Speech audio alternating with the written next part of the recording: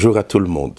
Dans cette série de parents et professeurs, même si les parents ont un devoir de chinour, et le professeur aussi est le chaliard des parents dans cette mitzvah que nos sages nous ont demandé d'éduquer nos enfants, cette série s'appelle Parents-professeurs parce qu'il y a des points communs.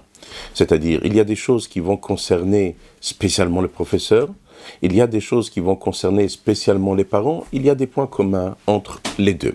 Et dans cette partie-là qu'on appelle parents-professeurs, c'est cette partie qu'on peut retrouver chez les parents et chez les professeurs.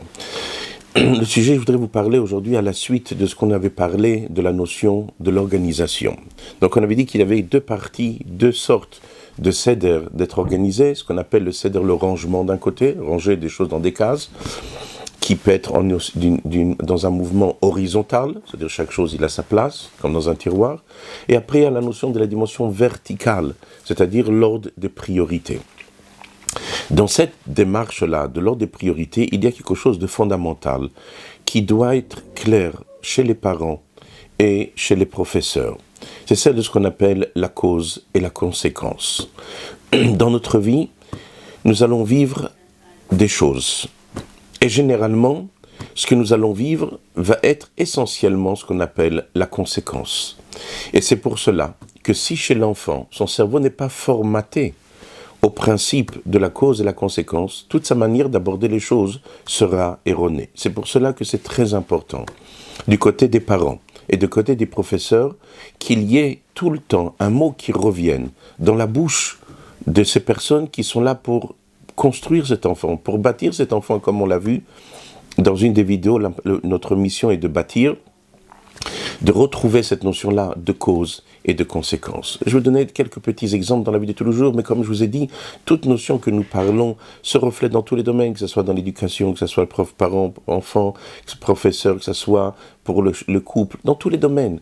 Imaginons-nous une personne qui ne se comporte pas comme il faut, qui fait quelque chose qu'il ne fait pas, qui n'a pas fait comme il devait faire. Par exemple, quelqu'un qui mange quelque chose qu'il ne doit pas manger. Alors évidemment, qu'est-ce que son corps va faire? Son corps va le rejeter, et même jusqu'à Chas v'Shalom arriver à vomir. Est-ce que vomir est une cause, ou est-ce que vomir est une conséquence? Avoir une mauvaise note à l'école, c'est une cause ou c'est une conséquence? Ne pas écouter en classe, c'est une cause ou c'est une conséquence? Un mal-être chez un enfant, c'est une cause ou c'est une conséquence? Malheureusement, nous, ce que nous voyons est essentiellement la conséquence. On voit notre enfant qui a une mauvaise note. On voit notre enfant qui est pas bien. Mais tout ça, ce sont des conséquences à quelque chose d'autre. Mais qu'est-ce qu'on gagne de cela?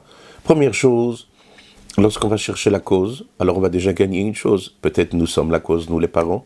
Peut-être nous, les professeurs, sommes la cause. Donc déjà, au lieu de se mettre sur la tête de l'enfant et d'attendre quelque chose de lui, peut-être lorsqu'on va s'apercevoir que nous sommes la cause, alors déjà, la thérapie sera différente. Ça, c'est par rapport à nous, dans notre manière d'aborder les choses.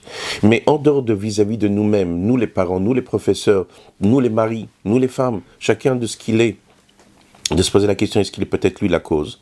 Mais même dans la tête de l'enfant, lorsque l'enfant va s'habituer, à chaque fois qu'il va regarder quelque chose, à s'habituer à se poser une question, est-ce que ce que je suis en train de vivre, c'est une cause et c'est une conséquence? Qu'est-ce que je suis en train de faire maintenant?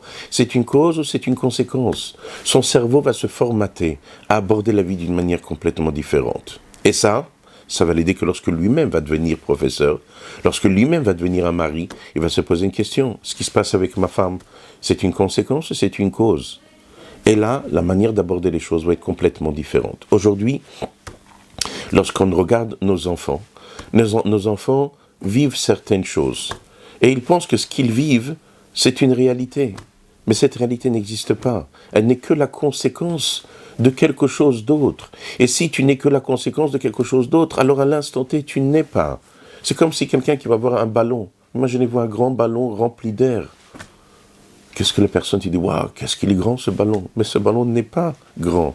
Ce ballon est inexistant. C'est que de l'air qu'il y a là. Une petite aiguille, on fait sauter le ballon et qu'est-ce qu'il y a? Il ne reste plus rien du tout. Le ballon va dans tous les sens et il se retrouve tout petit. Pourquoi? Parce que le ballon n'est pas. Il n'est que la conséquence de quelque chose d'autre. Alors essayez de vous imaginer si, lorsqu'un enfant étudie, cette notion-là de cause et conséquence est dans son esprit. Alors imaginez-vous, lorsqu'il étudie la Mishnah, lorsqu'il étudie la Gemara, lorsqu'il va faire n'importe quelle chose, imaginez-vous qu'est-ce qu'il va gagner. Il va toujours se poser une question, lama, pourquoi? Pourquoi, c'est qui veut dire la cause. Un enfant étudie quelque chose, il étudie une halakha, mais son cerveau, il est toujours posé, toujours habitué, cause et conséquence, donc il va se dire, voilà, ça c'est le din, ça c'est la loi. Mais pourquoi? C'est quoi la cause de ce din-là? Essayez de vous imaginer la profondeur que l'enfant va accéder. Dans chaque fois qu'il va aborder quelque chose, chaque fois qu'il va regarder quelque chose, il va se poser une question, c'est quoi la cause? Essayez de vous imaginer le niveau que cet enfant va accéder. Et cet enfant plus tard va devenir un papa. Cet enfant plus tard n'est pas simplement plus tard, il est maintenant un frère. Et peut-être il va mieux comprendre pourquoi son frère lui fait la tête, pourquoi sa sœur lui fait la tête. Mais c'est normal, parce que peut-être moi je me suis mal comporté. Mais comme dans notre monde, la cause, nous ne connaissons pas la cause. La cause n'est pas quelque chose de clair et net dans notre manière d'aborder. C'est pas qu'on ne sait pas qu'il y a des causes, on le sait. Mais c'est pas quelque chose qui est 100% présent dans notre esprit. C'est pas dans un seder. Il y a un seder, il y a une cause et il y a une conséquence. C'est un seder. Ça fait partie intégrante du système vertical. Dans le système vertical, comme on a dit, on a parlé de l'ordre de priorité. C'est pas simplement l'ordre des priorités, qu'est-ce qui vient, qu'est-ce qui est plus important, ci ou ça.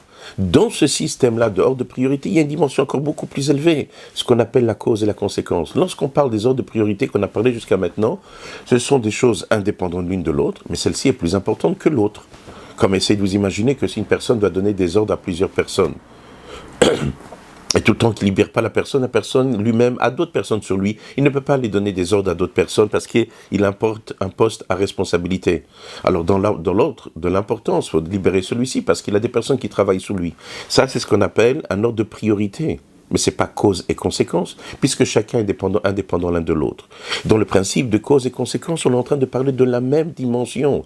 Qui est-ce qui est la cause et qui est-ce qui est la conséquence? Et ça, c'est quelque chose d'important. Malheureusement, nous, une des raisons essentielles que nous nous plaignons, c'est parce que nous vivons tout le temps la conséquence et non pas la cause. Alors ce que je voudrais, c'est que, avec l'aide d'Hachem, chacun, nous les parents, nous les éducateurs, nous les frères, nous les sœurs, chacun dans sa vie de tous les jours, on habitue à formater notre cerveau à se poser une question. Dans quel domaine je me retrouve maintenant? Est-ce que je suis dans la cause ou est-ce que je suis dans la conséquence? Et lorsque cette chose-là va faire partie intégrante de notre vie, on va tous voir des choses différentes. Au lieu de penser que notre femme ne se comporte pas bien, peut-être je suis la cause. Puisque, un exemple, c'est son anniversaire, c'est un moment important, et je n'ai pas été à côté d'elle pour lui faire ressentir la joie qu'elle était en train de vivre, ou le mal-être qu'elle était en train de vivre. Donc elle n'est que la conséquence de ce que moi je n'ai pas respecté. Mais dans ma tête, qu'est-ce que je vois? Qu'elle fait la tête. Ah, tu fais la tête, alors moi aussi je vais faire la tête. Mais comment tu peux dire, puisque toi tu fais la tête, alors moi aussi je vais faire la tête? Mais c'est toi qui es la cause de ma tête.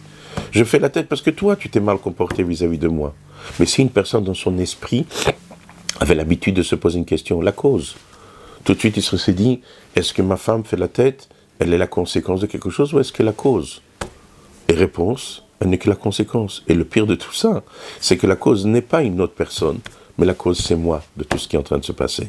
Alors que Dieu fasse que chacun d'entre nous va faire un travail sur soi et habituer à formater notre esprit à la cause et la conséquence, et que Bezat Hashem, aujourd'hui avant demain, on se retrouve à Yerushalayim dans le 3e Beth Amikdash. Amen Kiniraton. Chazak u'Baruch Tiyu.